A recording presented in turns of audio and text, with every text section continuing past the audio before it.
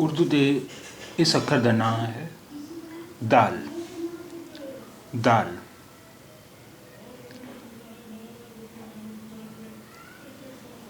दाल इसकी आवाज़ द वर्गी होंगी है। दाल इसकी आवाज़ होंगी द।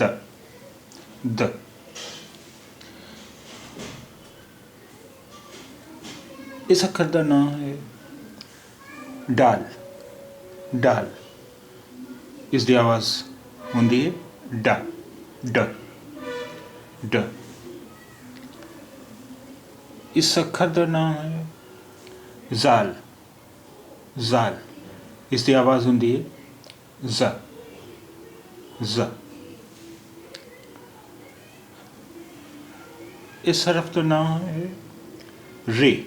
रे इसकी आवाज़ होंगी है र र।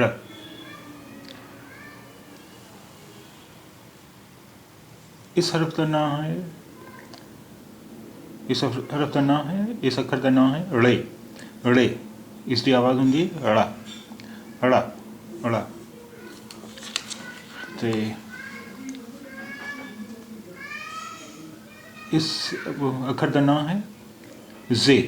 जे इसकी आवाज़ होंगी ज ज।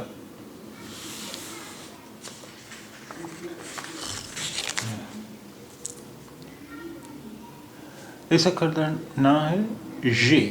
जे जे। इस आवाज़ ले पंजाबी विच कोई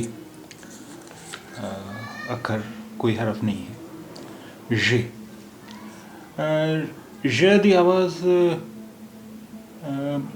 ਜਦੋਂ अंग्रेज़ी विच असी बोलते हैं टेलीविजन टेलीविजन ज उत्थे ज की आवाज़ टेलीविजन ज ज ज वही आवाज़ इस हरफ की जे। इसका नाम है जे जे ते इसकी आवाज़ है ज ज ज।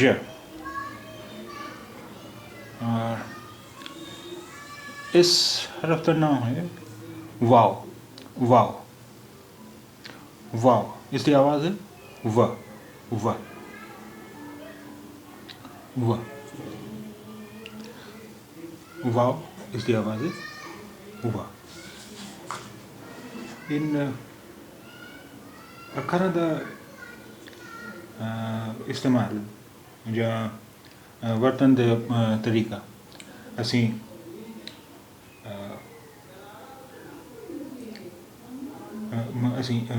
अगे सबक विच सीखांगे।